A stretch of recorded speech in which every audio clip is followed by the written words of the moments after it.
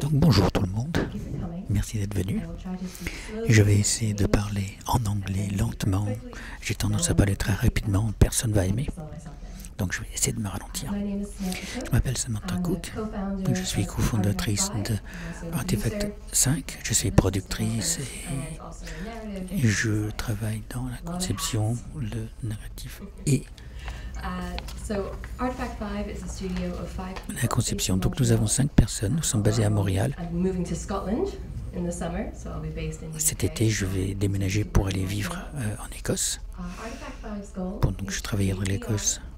Donc nous faisons des jeux VR et d'autres avec un mécanisme intrigant et des histoires surréelles. Je vais parler de mon projet après.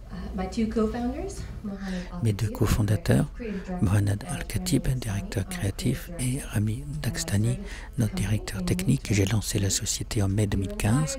Nous étions inspirés par le cinéma et le jeu pour faire quelque chose qui n'avait pas été fait de cette façon avant.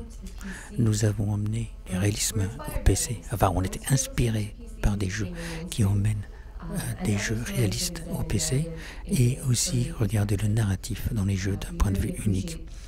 Nous apprécions énormément ce qui arrive, donc voilà, des choses comme lire, comme ramasser quelque chose, comme marcher pour raconter une histoire sous forme de jeu. Et donc raconter quelque chose sans se battre, etc. Notre équipe est très multidisciplinaire, interdisciplinaire, transversale. Nous venons des studios indépendants, du cinéma, du monde universitaire. 4 personnes, Ramimo et Philippe, et Maridan, notre programmatrice, ont étudié et ont travaillé à l'Université Concordia et avec le programme d'art informatique, donc il y a le côté artistique et informatique. Les 2 cofondateurs sont sortis de là. Il y en a un qui est artiste 3D, l'autre qui est programmateur. Donc ils ont quand même un bagage technique très fort.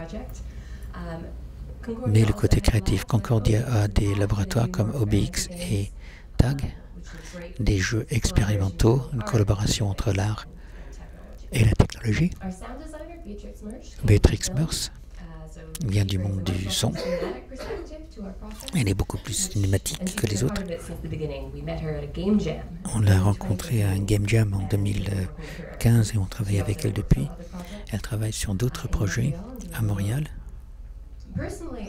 Personnellement, moi, je viens du monde de la littérature anglaise, donc je n'avais pas prévu de travailler dans les jeux, mais bon, j'étais community manager, et puis je suis allé dans la production et j'ai fondé la société.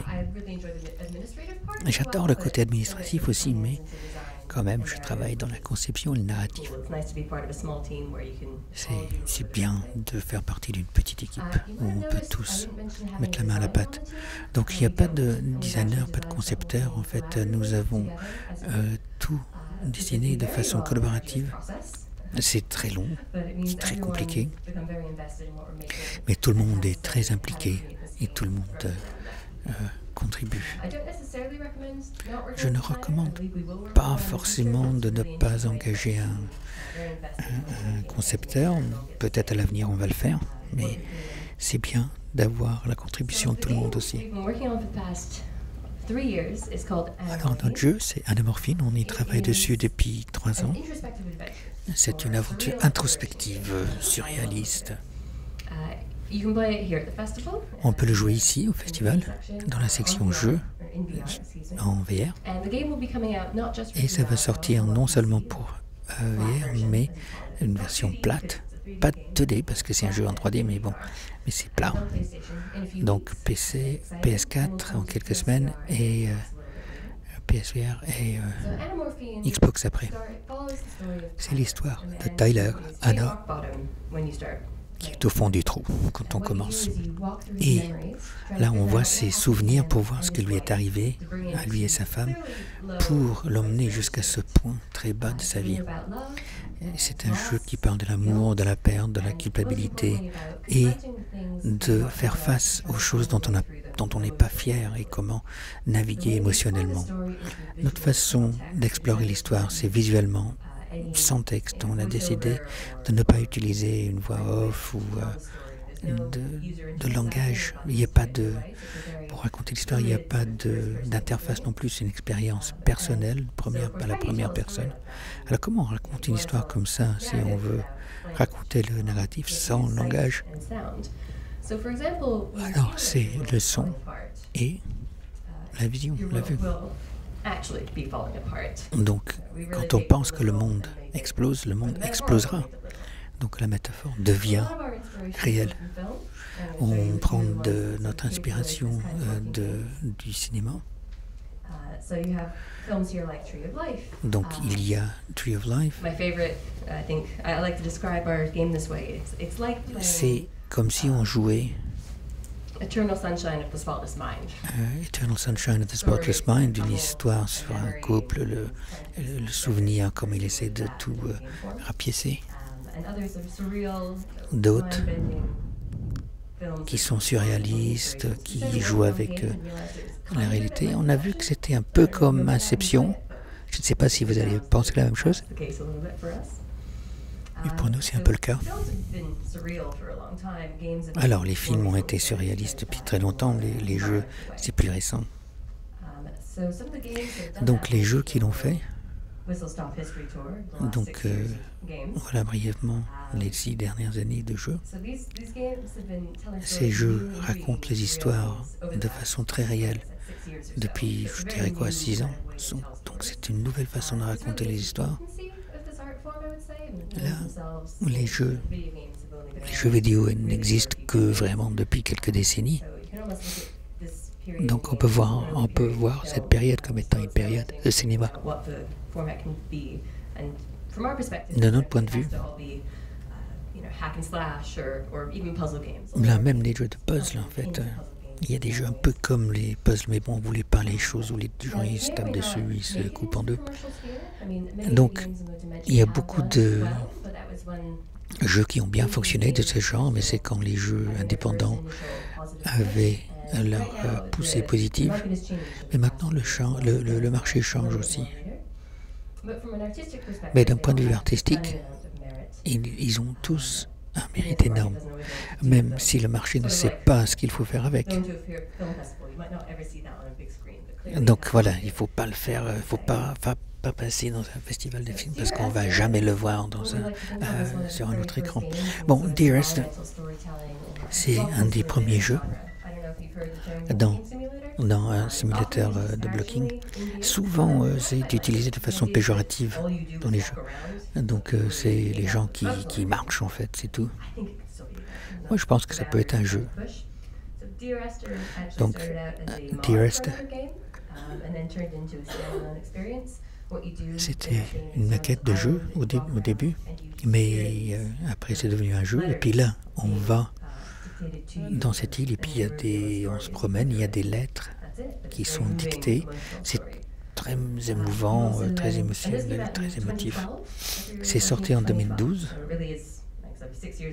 donc il y a 6 ans, cet automne. Et c'est fait par The Chinese Room, un studio britannique. Il y a un autre jeu qu'on va voir plus tard.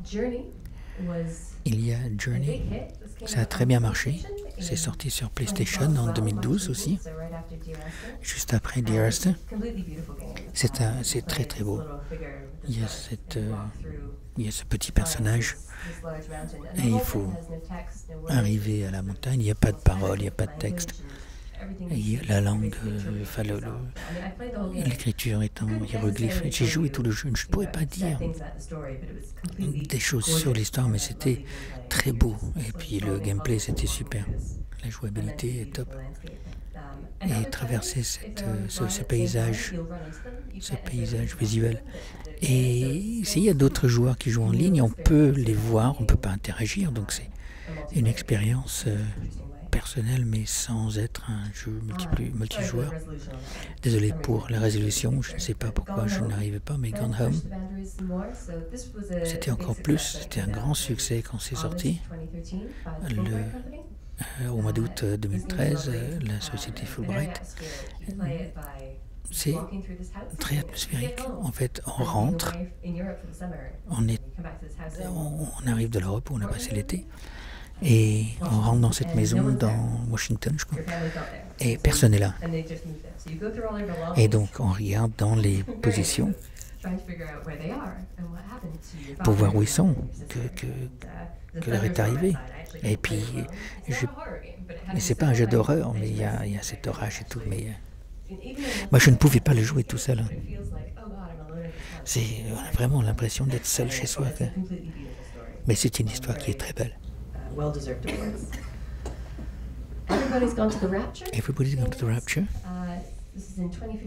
En 2015. The Chinese Room également, ceux qui ont fait Dear Esther. Et ce jeu se passe dans une petite ville britannique où tout le monde est disparu.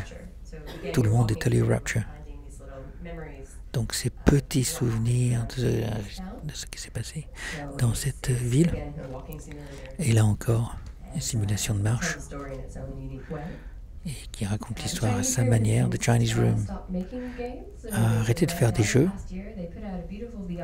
Ils ont fait un jeu vidéo VR qui était merveilleux, mais ils ont arrêté. Mais ils voulaient sortir de ces simulateurs de marche, mais tout le monde voulait leur demander de faire ça. Mais ils travaillent merveilleusement bien, donc c'est dommage. Firewatch, ça a très très bien marché en 2016. C'est quelqu'un qui a pas perdu sa femme, mais en fait elle a une démence sénile, Alzheimer. De façon très précoce, et lui il part dans la nature pour veiller les feux, les incendies. On peut voir ce qui se passe dans l'environnement.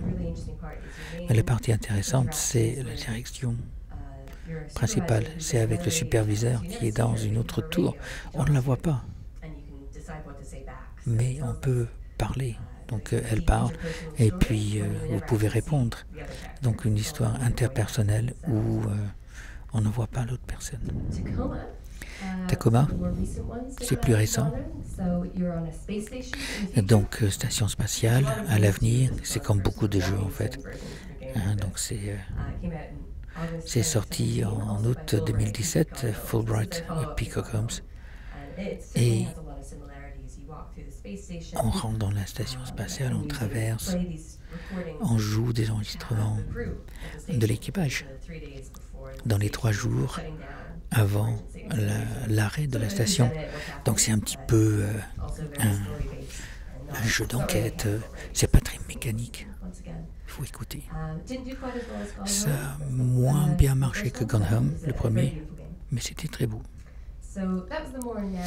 Alors ça c'est le côté plus narratif de notre exploration. Et le côté surréaliste c'est un peu différent. Il y a Antichambre, fin janvier 2013. Alexander Bruce, un studio d'une seule personne. Et ça se passe dans l'espace. Il a pris 7 ans pour le faire. Là, on passe la porte et on redescend par le plafond. C'est pas linéaire. Et donc ça, on aime bien. Ça a beaucoup inspiré nos jeux. Et le Parable de Stanley, octobre 2013, c'est un jeu très drôle qui joue avec l'idée du narrateur. Et le narrateur dit « Ah, Sandy est rentré dans la pièce. Sandy a choisi la porte à gauche. » Et donc ça devient de plus en plus bizarre, parce qu'il y a plein de fins différentes et c'est brillant. Mais ça joue avec l'idée de l'histoire et de l'espace. Et ensuite, l'horreur. Silent Hills. Il y avait un teaser jouable pour un jeu qui n'a jamais été fabriqué et ce n'est plus disponible. Donc si vous avez un PlayStation avec ça, ça vaut beaucoup d'argent parce que c'est très rare maintenant. Mais c'était un jeu extrêmement dérangeant. Donc on rentre, on passe par le même appartement en permanence. Ça devient de plus en plus sombre, de plus en plus bizarre. Moi, ça me fait trop peur. J'ai tout regardé sur YouTube, mais utilisation de l'espace. Et c'était Hideo Kojima et Guillermo del Toro l'a réalisé. Dragon Cancer, c'est un peu plus narratif, c'est quand même surréaliste. C'est quelqu'un dont le fils avait un cancer, en réalité, dans la vraie vie, et qui n'a pas survécu. C'est une histoire très personnelle, très puissante, avec le jeune garçon, les parents, leur voyage, et le fait d'avoir des enfants. Ce n'est pas le plus joyeux des sujets. Mais c'est bien que les jeux traitent ça. Pourquoi? C'est toujours basé sur le pouvoir. Donc ça, c'est beaucoup plus réaliste. Donc si on veut montrer la vie dans les jeux, voilà ce qu'il faut faire. Et puis, l'année dernière, John F. Barrow, What Remains of Edith Finch, 25 avril 2017. Et même si vous ne jouez pas au jeu, moi, je recommande, moi je suis plus dans le cinéma. Ce n'est pas en VR, c'est en plat. C'est une histoire très belle d'une femme qui va dans sa maison de famille. Et tous ses parents meurent de façon très bizarre. Et vous jouez chaque chose, chaque mort. Donc c'est quand même un jeu de génie. Et comment ça crée un narratif autour de la mort, de savoir d'où on vient, etc. Donc allez jouer. Il faut 3 heures. Et ce sont des jeux assez courts. Et puis il y a des gens qui sont fâchés. C'est pas, j'ai payé $20 et ça ne dure que 3 heures. Mais voilà, c'est ça le jeu. Les jeux, ils veulent beaucoup de contenu. Et il y a des jeux qui sont free-to-play, qui sont les rois. Donc les gens, ils peuvent... Ils ont peut-être la capacité d'avoir des choses, mais à très bas coût, ce qui n'est pas forcément bien. Alors maintenant, mon jeu, Anamorphine, comme j'ai dit avant, c'était très influencé par les films dont je viens de parler. Donc on peut raconter nos histoires avec l'espace, etc. Les jeux qu'on avait pour référence, c'était Stanley Aragon, Gone Home, Dearest Home. Et tout le reste est ressorti. Après, c'était bien de voir l'expansion de ce genre. Et puis à chaque fois, les gens disent « Ah bah non, personne ne le fait. » Mais bon, mais nous on le fait et j'espère qu'on va pouvoir continuer à faire ça de façon commerciale. Mais comme j'ai dit, Anamorphine est l'histoire de Tyler et Malena.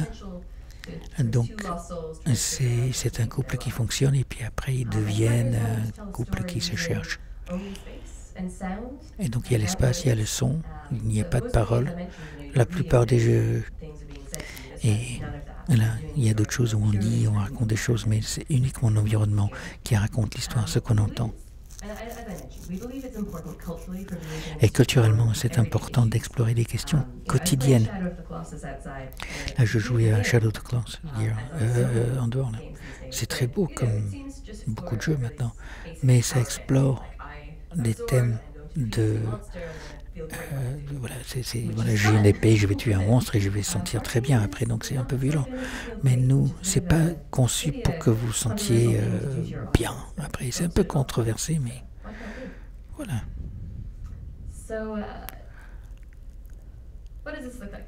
Alors c'est quoi ça? Qui vit là? Je pose la question, qui vit là? Ils ressentent quoi? Déprimé, oui. À mon début. Quelqu'un vit là, n'est pas très heureux. C'est comme ça qu'on ouvre le jeu. Première scène. Là, il y a des cartons partout. Et c'est très bordélique. Enfin, on se dit, mais pourquoi? Et là, on va découvrir. Alors, il faut rentrer dans ses mémoires. C'est la même pièce, mais des mois avant.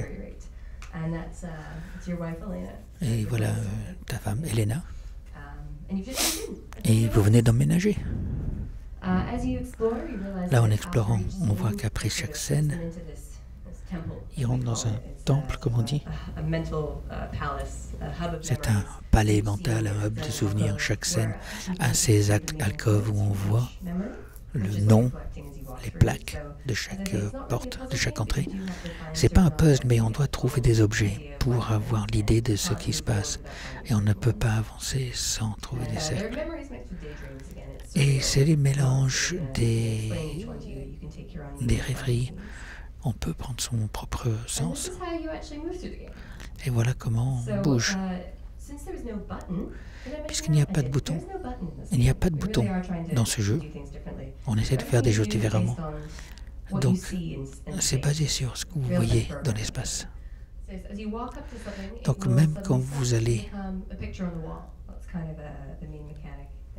voir vous mettez devant quelque chose, ça devient un tableau sur le mur. Bon, non. Alors, quelque chose de positif, c'est de regarder les scènes comme elles sont. Et donc, quand il va vers des souvenirs plus sombres, plus problématiques, sa conscience ne veut pas les traiter. Donc, là, il y va quand il ne veut pas aller à une fête. Et pour lui, ouais, bon, j'ai eu 2-3 verres, et je vais voir ce qui me dérange dans notre monde. La culpabilité, par exemple. Donc, on traverse l'espace facilement à la fin de chaque niveau. On essaie de retrouver sa femme. Et donc, c'est bien comme métaphore de perdre le contrôle. À chaque fois qu'on veut qu'il veut s'échapper, on doit le faire. Donc, là,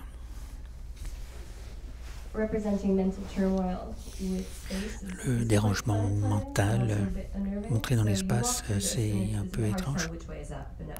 On ne sait pas qui est le haut, et là on peut littéralement on peut marcher sur les murs. C'est un peu comme si on était dans un dessin d'Escher. Là, la capacité de s'échapper de ce qui gêne. Il y a des signes partout. Oui, il y a des démons qu'il faut faire face. Là, littéralement, il est avalé, il se fait avaler par la culpabilité. Donc, si on joue le jeu dehors, il y a des fleurs. Et dans cette scène, dans une scène avant, c'est plus positif. Donc, là, il faut juste donner le bon niveau d'attention, de contact. Donc il n'y a qu'un certain nombre de choses qu'on puisse faire.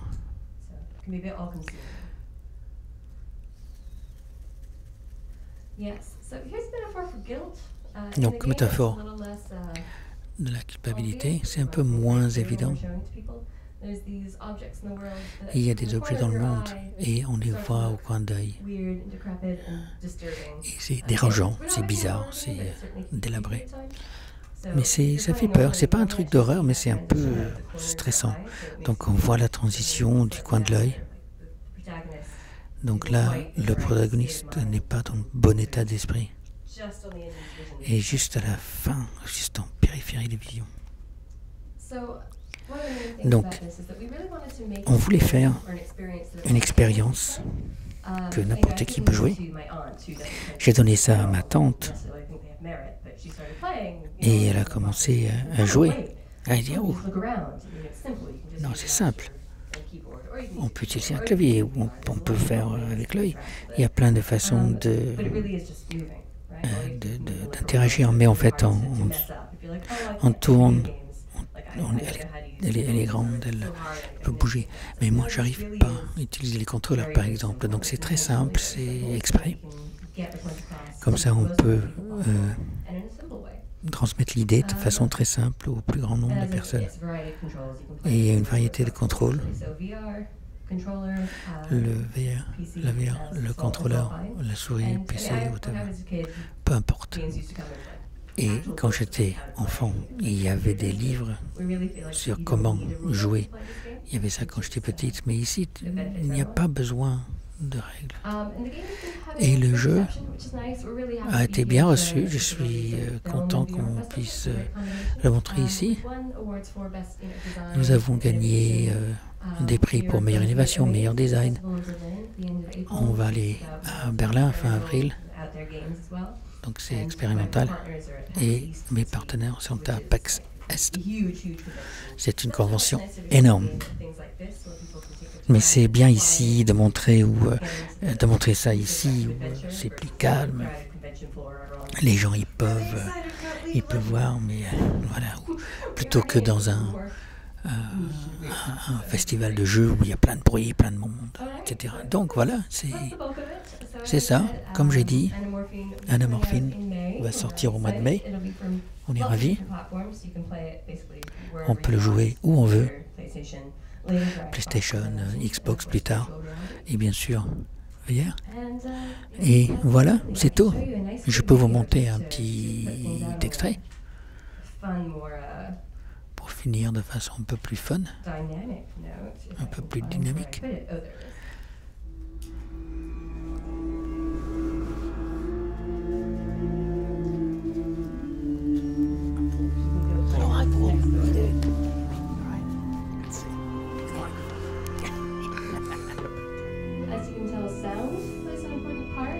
Donc le son joue. Donc voilà la femme. Donc sans le son, on n'aurait pas pu faire une expérience comme ça. Donc le violoncelle vous emmène ailleurs, on ouvre la fleur, etc. Et il y a le quatuor qui en sort. Donc c'est il y a beaucoup d'ambiance. C'est pas un jeu d'horreur, mais on sait qu'on est dans les tons mineurs.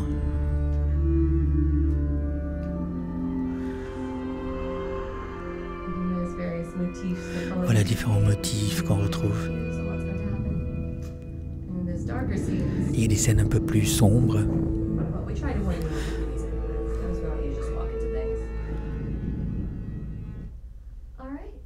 Donc voilà.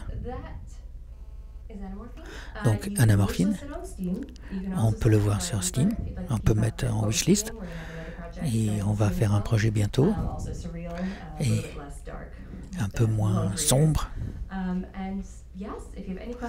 Et si vous avez des questions, allez-y, merci.